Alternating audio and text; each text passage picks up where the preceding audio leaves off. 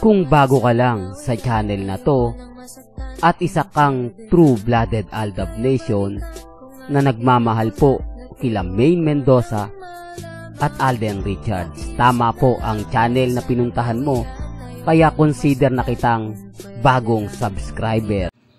Welcome back mga Aldab. Ito na naman po ang inyong lingkod, si Mr. Destiny. At siyempre panibagong update po tayo. Ito yung mainit ngayong tatalakayin natin mga Aldab. Marami kasi nagtatanong sa atin, marami nagko-komento na baka totoo naman talaga na may sindikato sa loob ng Itbulaga na kung saan nga po unang tinamaan itong sina Alden Richards at si Maine Polgerson na nakakagulat nga po dahil sobrang kasikatan nga po ng dalawa at talagang tinalo ang buong love team ng mga ibang network at naming number 1 sa buong mundo. Real talk to sa mga hindi po nakakaalam. Sa mga baguhan, baka may mag-react yan. Ako, masyado mo pinalalaki yung issue na Mr. Destiny, hindi naman buong mundo di po ba? Kaya sabi ko sa inyo, yung mga magre-react lang po talaga, yung walang alam, yung magre-react lang po talaga, yung talagang hindi mas naiintindihan yung mga sinasabi ko at pinapaliwanag. Di po ba? Bagamat maraming kwento, maraming issue, normal lang po yan.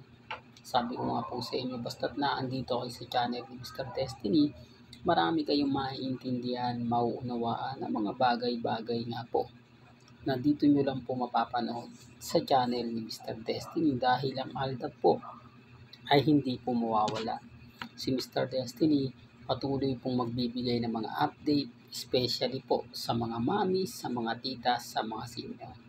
Hindi naman dingil sa inyong kaalaman na maingay ngayon si Anjo Eliana na sinasabi niyang may sindikato sa loob ng Itbulaga. Kung ang sindikato at pera lang po ang pag-uusapan, hindi talaga maiaalis sina Alden at si Maine. Malaking pera po talaga ang ipinasok nito. Maraming network ang kinabahan dahil sa chemistry nga po ni na Alden at ni Maine na po pwede nga pong nagamit ito. Na po pwede nga pong kumbaga ginawan ito ng hocus-pocus. Kasi marami talaga nagulat, marami talaga nagtaka dahil sa sobrang lakas ng Aldab, pinaghiwalay sila. Sa sobrang lakas ng Aldab, talagang may kita mo. Di po ba? Yung tipong pagkakamali.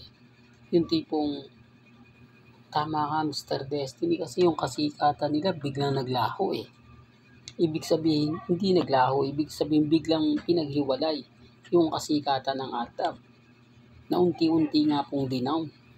Di po ba? Kaya ang sabi sa inyo, marami pong magre-react niyan. Unti-unti na pong maglalabasan ng mga katotohanan na baka binenta po ang Aldab na paghiwalayin nyo yan, babayaran ko kayo ng milyon. Po ba?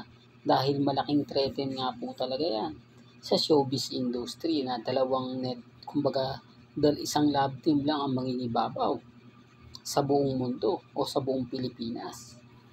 Sinasabi ko lang po ito mga Aldab, base rin po ito sa mga isinusulat po sa article.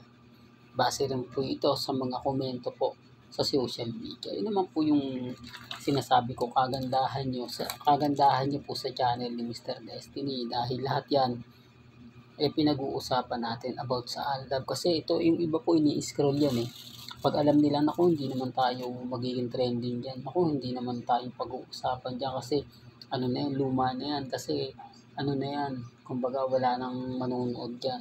Hindi po katulad ni Mr. Destiny na kahit sabi ko nga po, kukonti na lang daw po yung viewers natin, mabibilang na lang daw po yung views, wala na daw Aldab, di po ba? Okay lang. Sabi ko nga po sa inyo mga Aldab, kahit po 10 na lang tayo po ba? Basta tutuloy ko lang po yung laban. Itutuloy ko lang po yung mga pinaglalaban natin. Po ba? Kayo naman po magde-decide niya kung ayaw niyo na o hindi. Basta sa akin po, kumbaga itutuloy ko rin po ito. Di po ba? Nasa inyo po pag ayaw niyo na, syempre titigil na po ni Mr. Destiny. Di po ba? Kaya nga po ako lang po nakakakuha ng mga ganito. ako lang po nakakakuha ng mga impormasyon about sa Aldab. Kasi yung iba sinasabi nila, naku, hindi ko naman nababasa yan, hindi ko naman napapanood yan, hindi ko naman napapakinggan yan. Paano nga nyo mapapakinggan? Paano nga nyo pong mapapanood kung hindi nyo masyados tinututukan? Hindi po katulad ni Mr. Destiny na nakapokus lang po ako sa Aldab. Ang tinitignan ko laging post at ang inaabangan kong post kina Mengay at kay Alden. Kaya nga po ako nakakuha ng impormasyon na sa Pulang Buhangin o Pulong Buhangin, Santa Maria, nandun naglalagay ngayon si Mengay, o ba at nasaan si Alden. Common sense na lang po, di po ba? At sabi ko nga po sa inyo, galit na galit ang pamilya Mendoza sa pamilya Atayde dahil nilalaglag na po sila. Di po, biruin mo, wala nang suporta na ibinibigay. Tapos iniimbestigahan pa yung mga gamit ni Mengay kung saan nga po ito binili, kung binili nga po ba ito nung congressman pa o nung hindi pa congressman, etc. etc. Siyempre hindi po maganda. Di po ba? Naiimbestiga mo ang isang tao na alam mo naman pong pinaghirapan niya. Samantalang sila Jella Atayde, wala. Keso ganito, itatago na po nila yan eh. Mas binibigyan nila ng priority ngayon si Mengay. Dahil si Mengay nga po ang asawa ko, no? Tapos sa Billionaire Village pa. Isa pa po yan, mga kaaldab. Yan po yung patunay ko na wala po talaga ni isang fans nila Mengay at ni Congressman Arjo nakapasok dyan. Yung pala, exclusive lang po pala yan sa mga mayayaman. Di po ba? Ibig sabihin, yung kasal serye na yun, wala po talagang fans ang nakapunta. Wala po talagang fans ang nakapanood. Kaya sasabihin nyo pa paanong legit yun. Paano hindi kasal serye yun kung wala naman po talagang kasalan na naganap at nangyari. Yun ay moro-moro lang. Sinasabi ko lang po ito para lang po malinaw. Binibigyan ko lang po kayo ng konting idea. Idea na mapapaisip naman po talaga kayo. Kayo pa rin po magde-decide kung sino nga po ba talaga yung nagsasabi ng totoo at nagsasabi ng fake news. Sa ngayon kasi mga kaaldab, wala na pong army.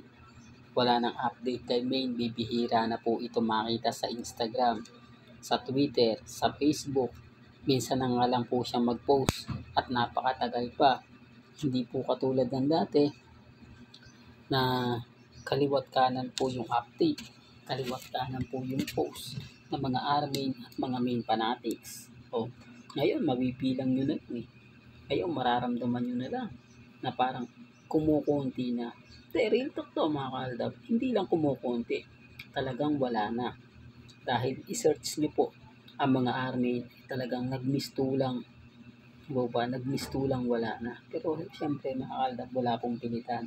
May kanya-kanya tayong pananaw, may kanya-kanya tayong opinion.